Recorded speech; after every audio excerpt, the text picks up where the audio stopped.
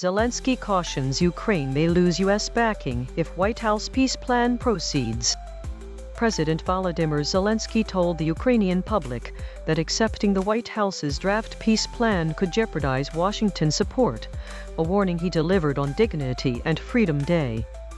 He framed the situation as a choice between preserving national dignity and losing a crucial ally, calling it one of the nation's toughest moments. The leaked U.S. proposal, which departs from Kyiv's previous stance, suggests ceding the eastern regions Kyiv still controls, sharply reducing the Ukrainian army, and forgoing NATO membership. Russian President Vladimir Putin labeled the document a possible foundation for peace, while President Donald Trump said Zelensky would need to endorse it, otherwise the conflict would persist.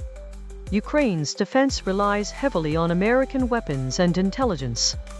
In his 10-minute televised address from the presidential office, Zelensky warned of intense pressure to weaken and divide the country, urging citizens to stay united and keep national interests at the forefront.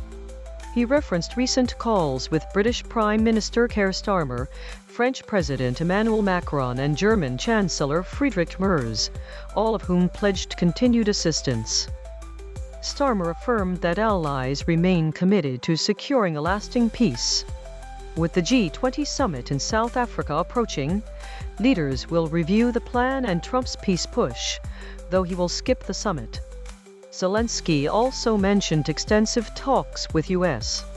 Vice President J.D. Vance and Defense Secretary Dan Driscoll, noting Ukraine's respect for Trump's peace initiative. Trump warned of further territorial losses if Ukraine delays, setting a 27 November deadline but hinting at possible extensions. In Washington, senior Pentagon officials have been dispatched to Kyiv to accelerate acceptance.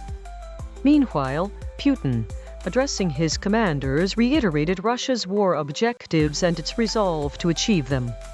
The 28-point U.S. draft also proposes reintegrating Russia into the global economy, lifting sanctions and restoring G7 membership. Ukrainian officials and ordinary citizens have reacted skeptically, describing the plan as a continuation of war rather than a genuine peace solution. Russia currently occupies roughly one-fifth of Ukraine's land, with slow advances continuing despite significant casualties.